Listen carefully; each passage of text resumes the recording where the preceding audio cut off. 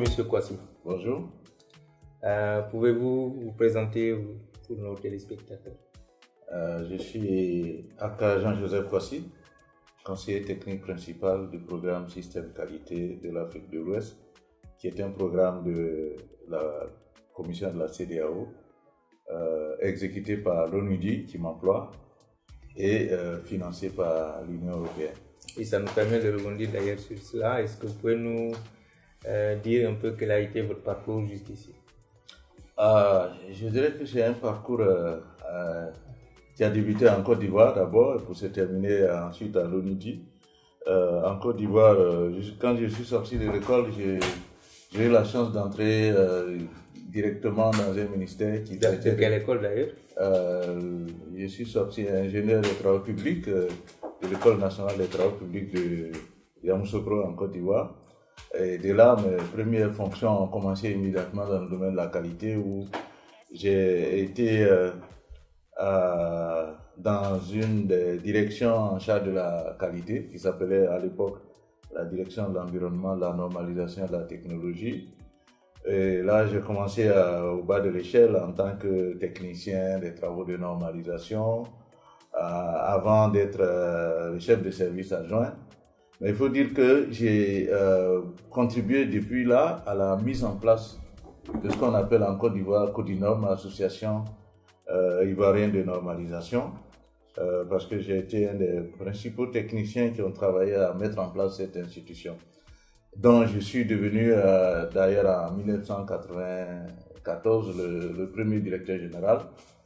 Et de là jusqu'à 2001, j'ai été recruté par l'ONUDI pour pouvoir faire partie du programme qualité de l'UEMOA.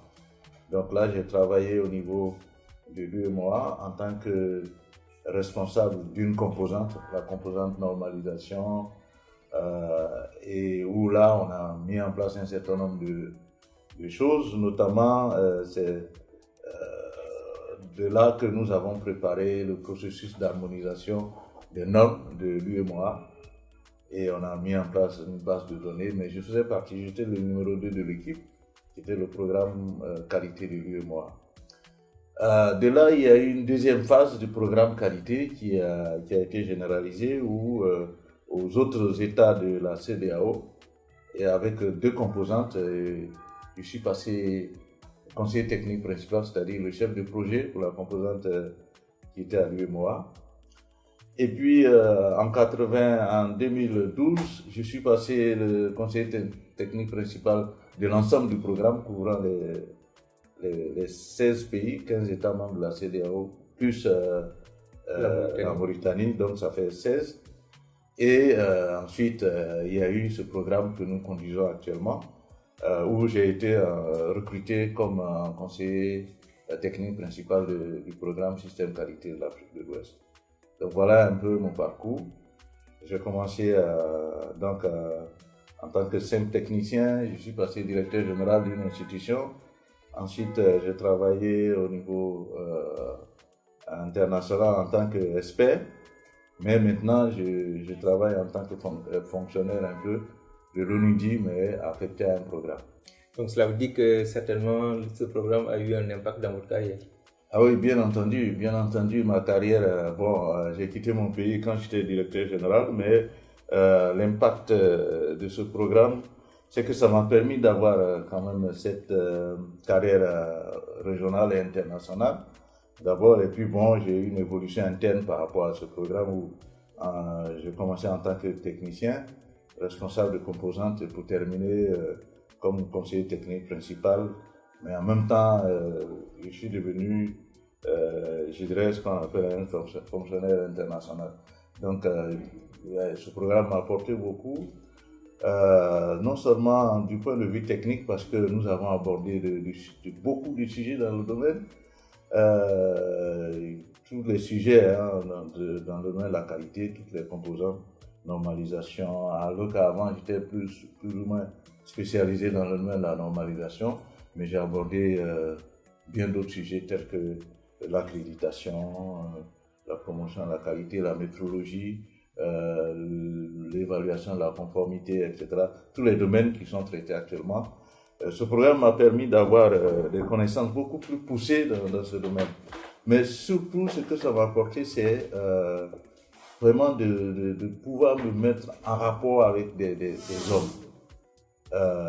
Me mettre en rapport avec les différents experts, qu'ils soient au niveau international que au niveau des pays. Là, j'avoue que actuellement, je peux me flatter d'avoir un réseau de connaissances au niveau international que régional, parce que je travaille avec tous les techniciens des pays dans les différents domaines, et je pense que c'est le plus grand apport que moi je peux retenir, que ce programme m'a permis d'être en contact avec les hommes, et même aussi avec des hautes personnalités telles que des commissaires, des ministres, etc. Et je pense que c'est des valeurs qui comptent beaucoup dans une carrière. C'est pas seulement qu'on vous paye bien, mais vraiment c'est cette somme d'expérience que ça vous permet d'acquérir, de connaître les hommes, de connaître les différents systèmes qui existent dans le monde. Ça m'a permis également de beaucoup voyager, notamment en Europe, en Asie, dans beaucoup de pays. Pour vivre des expériences. Oui, donc pour acquérir davantage d'expérience. Donc, je dis que ce programme m'a bâti. Je suis un des produits de ce programme.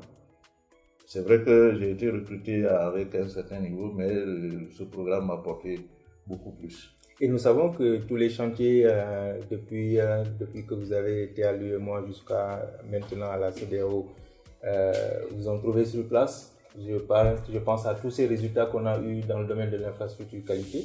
Donc, ça veut dire que cet impact aussi par ricochet va au niveau de la région. Oui, bien sûr. Parce que l'ONUDI a pu former quelqu'un qui a pu mener tous ces combats-là. Donc, par ricochet, tous les résultats dont on peut se prévaloir aussi sont un impact indirect aussi de ce que vous avez bénéficié, ce dont vous avez bénéficié dans le cadre du programme. Oui, je dirais que pour parler de façon plus générale, pour les cadres même de la région, ce programme, ces différents programmes ont contribué à surtout former les cadres de la région en matière de qualité. Ça, il faut le reconnaître.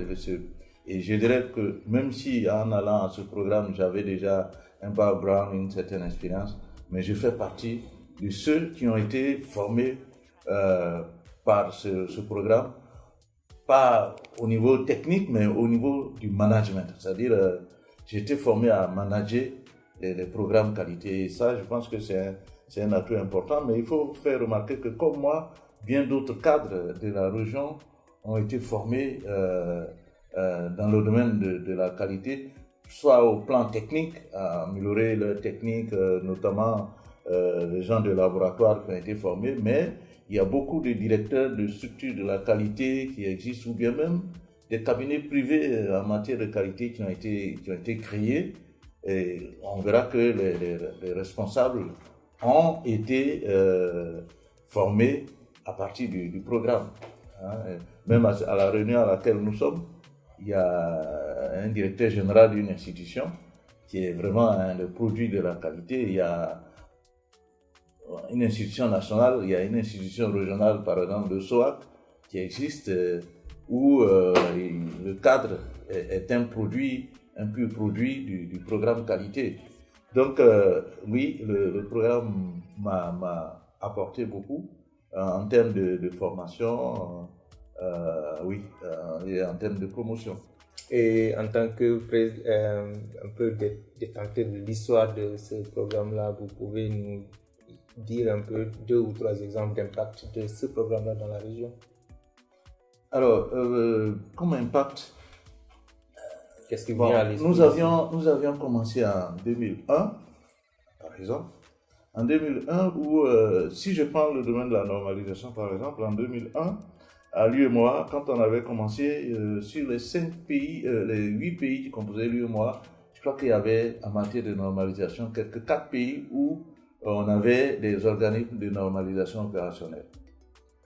Je sais que par un pays comme, par exemple, le Niger ou la Guinée-Bissau n'avait, par exemple, pas d'organisme de normalisation opérationnelle. Et aujourd'hui, il est heureux de noter que nous avons des organismes de normalisation partout qui sont opérationnels et même qui sont passés à d'autres stades. Ça, c'est en matière de normalisation. Et donc, déjà, le fait que dans un pays, il existe des normes, c'est important, ça a un impact sur l'économie et sur la façon dont le pays gère les questions de qualité. Dans le domaine des laboratoires, par exemple, il y avait, quand on avait commencé, je ne sais pas s'il y avait, il y avait peut-être au maximum 10 laboratoires qui étaient accrédités dans la région. Aujourd'hui, nous en comptons une soixantaine. C'est-à-dire que maintenant, les certificats qui sont délivrés par nos laboratoires peuvent être reconnus au niveau international et le travail est en train de continuer. Il n'y avait pas d'organisme d'accréditation.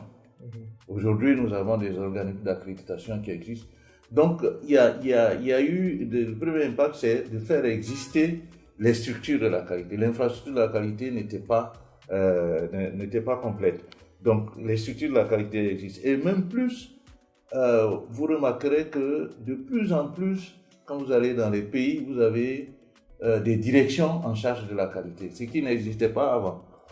J'ai été surpris, bon, c'est vrai qu'on crée des directions qui s'occupent de la qualité de façon générale au niveau des pays, mais maintenant, on a vu des départements ministériels particuliers, tels que la santé, tels que les travaux publics, qui ont mis en place des directions de la qualité. C'est-à-dire que, et ça, c'est le résultat du programme. Donc, ça a changé l'environnement du dispositif de la qualité au niveau de la région. Nous avons, par exemple, si on cite un pays comme, je dirais, le Bénin par exemple, le Bénin aujourd'hui a un organisme de métrologie qui a été poussé petit à petit vers le standard international et qui sert de modèle parce qu'il est accrédité dans un des domaines.